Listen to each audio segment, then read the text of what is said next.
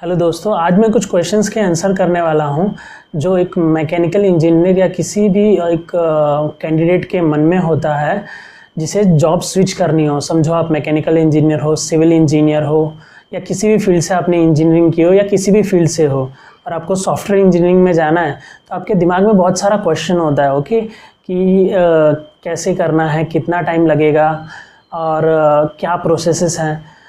तो इन सारे क्वेश्चंस का मैं एक ओवरव्यू एक आंसर करने वाला हूँ। मतलब कुछ क्वेश्चंस का मैंने कुछ क्वेश्चंस पिक किए हैं और कुछ हमारे व्यूअर्स हैं जिन्होंने क्वेश्चन पूछे हैं, मैं उनका आंसर करने वाला हूँ।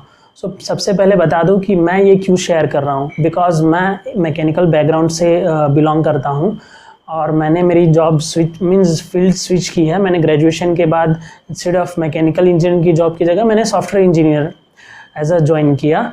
मैं आपको शेयर करने वाला हूँ ओवरव्यू कि कैसा प्रोसेस रहता है। तो चलो कुछ बेसिक क्वेश्चन से स्टार्ट करते हैं ओके। पहला क्वेश्चन था कि क्या ये आसान होता है किसी के लिए कि वो किसी भी फील्ड से हो, मैकेनिकल से हो, सिविल से हो, वो सॉफ्टवेयर इंजीनियरिंग जॉब पा सकता है क्या, या सॉफ्टवेयर इंजीनियरिंग कंपनी में हायर हो सकता है क्या।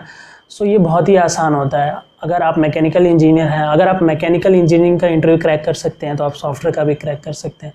आप सिविल इंजीनियर हैं, आप सिविल इंजीनियरिंग का कर सकते हैं तो आप सॉफ्टवेयर का भी कर सकते हैं। आप किसी भी फील्ड से हो, आप कॉमर्स से हो, साइंस से हो, हर फील्ड का बंदा सॉफ्टवेयर इंजीनियरिंग में आ सकता है ओके। क्या ये आसान होता है? हाँ, आसान होता है बट थोड़ा टाइम लगता है, आपको पेशेंस रखना पड़ता है। इसमें सिर्फ पेशेंस का थोड़ा लिमिटेशन होता है बिकॉज आप न्यू होते हैं इस फील्ड के लिए, तो आपको टाइम लगता है। ऐसा नहीं कि आपने 1 महीने ट्राई किया और फिर आपने हार मान ली आपने छोड़ दिया।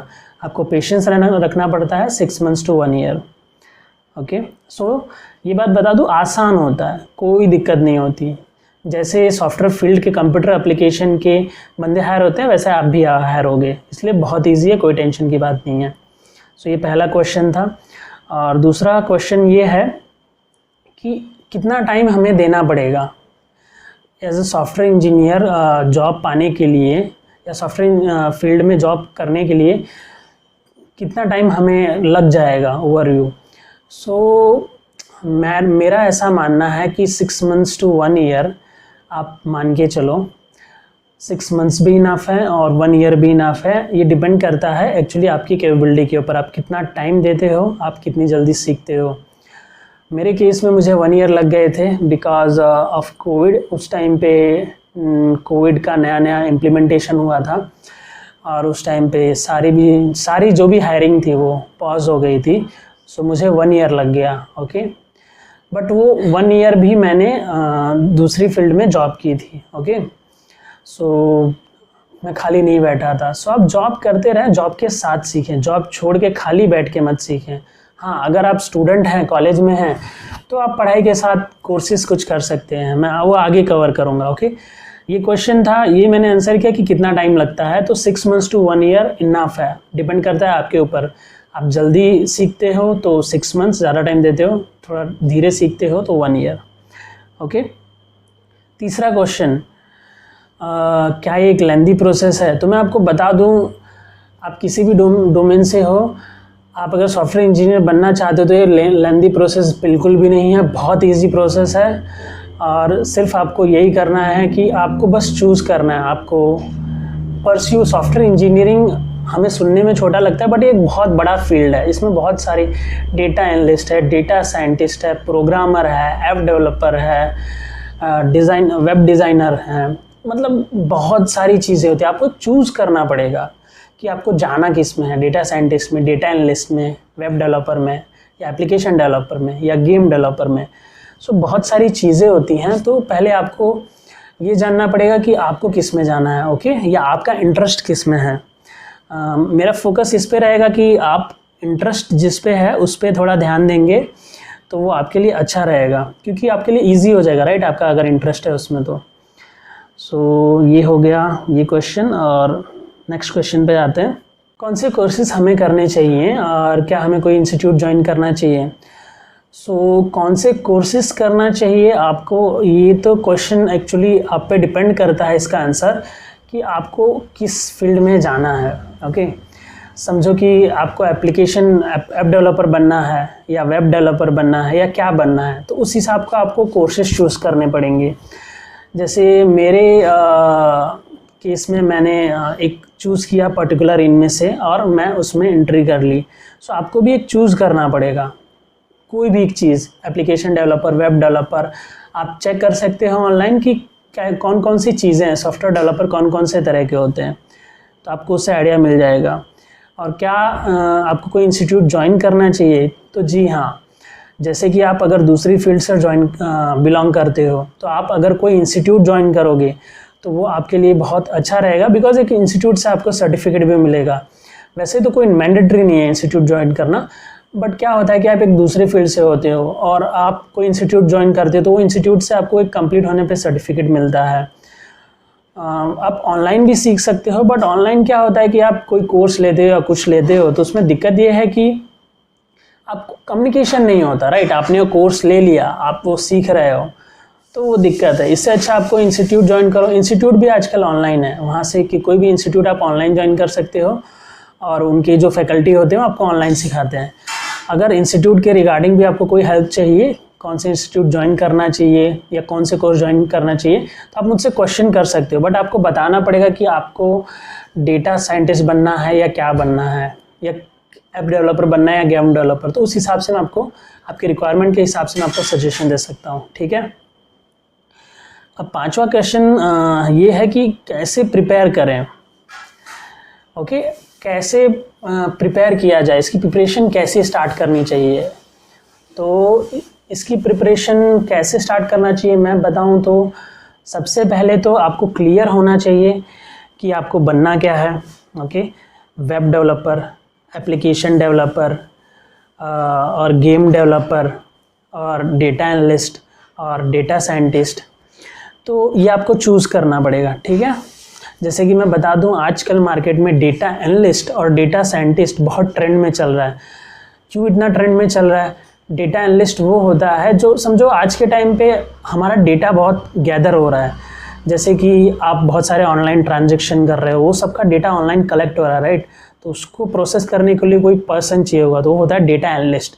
और ऐसे ही डेटा साइंटिस्ट यानी उस डेटा में से कोई भी इंफॉर्मेशन निकाल सके, फोरकास्ट कर सके, फ्यूचर कैसा होगा, लोगों का ट्रेंड क्या है वो डिसाइड कर सके, तो डेटा साइंटिस्ट होता है। तो ये चीज़ें आजकल डिमांड में चल रही हैं, डेटा साइंटिस्ट और data analyst. But application developer, web developer, ये सब तो ऑलरेडी डिमांड में है ही, बट ये थोड़ा न्यू ट्रेंड में आया है, डेटा एनालिस्ट और डेटा साइंस। तो आप ऑनलाइन चेक करो कि आपको क्या करना है, आपका मतलब किसी चीज़ में पैशन है क्या, सो आप वो कर सकते हो। या तो आप मुझसे बाद में सजेशन मांग सकते हो, बट आपको थोड़ा आइडिया होना चाहिए कि आपको किस में जाना है, तो मैं आपको सजेस्ट कर सकता हूँ, ओके। और लास्ट क्वेश्चन ये भी था कि मैं किस पोजीशन पे हायर हुआ हूँ।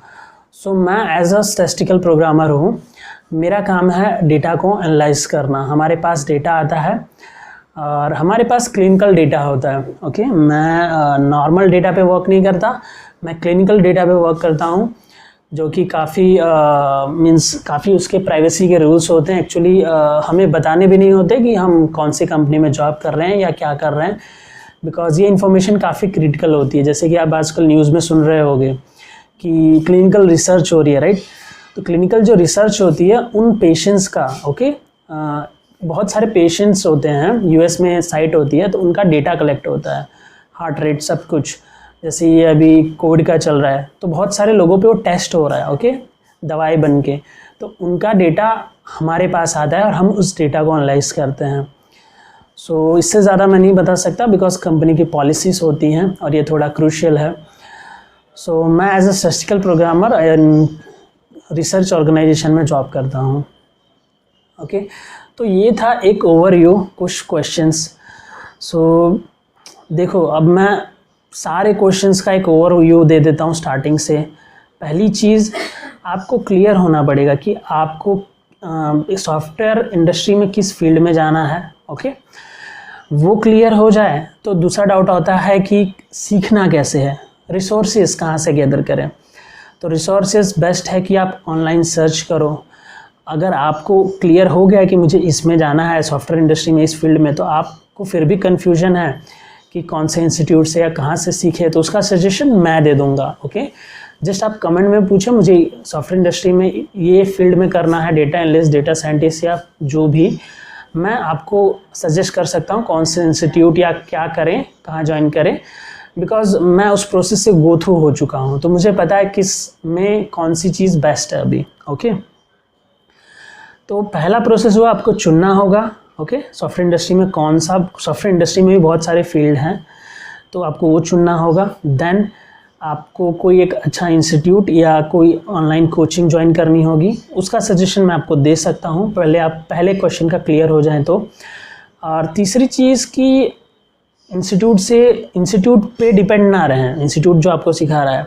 बहुत सारे इंस्टीट्यूट प्लेसमेंट का बोलते हैं, but to be true placement का उनके हाथ में नहीं होता, वो भी बहुत जगह सजेस्ट करते हैं या किसी से बात करते हैं रेफरेंस के थ्रू, बट कोई भी 100% गारंटी नहीं लेता। और कोई बोले कि 100% गारंटी लेते तो प्लीज़ डोंट बिलीव देम, उन पर विश्वास ना करें।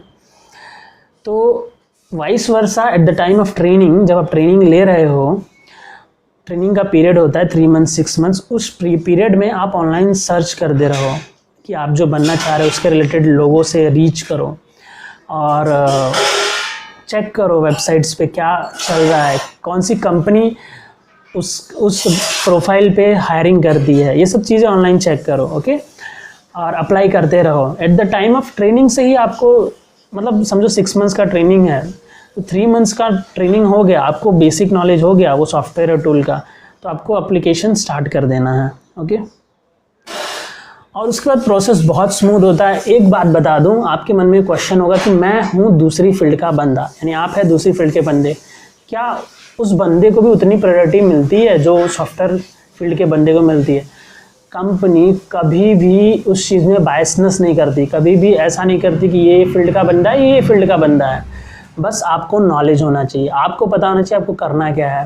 जैसे मेरे केस में बताऊं तो मैं एक अकेला मैकेनिकल इंजीनियरिंग ग्रेजुएट था, बाकी सब मास्टर के ग्रेजुएट थे और कंप्यूटर फील्ड से, डॉक्टर्स फील्ड से, B pharm D pharm field से थे, बट फिर भी मैं हायर हुआ। ओके, सो कंपनी कभी भी बायसनेस नहीं करती, बिकॉज अगर मैं सेलेक्ट हो सकता हूँ तो मोस्ट प्रोबेबली आप भी आराम से हो सकते हो। कंपनी कभी भी बायसनेस नहीं करती, वो सबको एक ही तरह देखती है, बस उनको काम से मतलब है, नॉलेज से, पैसा उन्हें भी देना है, आपको भी देना है। तो ये एक ओवरव्यू वीडियो रहा, आशा करता हूँ कि आपके क्वेश्चंस का आंसर मिला हो। अगर फिर भी कुछ रह गया हो तो मुझे कमेंट्स में ज़रूर बताएं, और बहुत सारे क्वेश्चन आप पूछ सकते हैं, मैं जानता हूँ बहुत सारे क्वेश्चन होंगे, बट आप पूछ सकते हैं, मैं स्टेप बाय स्टेप सारे क्वेश्चंस का आंसर करूँगा। ओके, तब तक के लिए बाय बाय।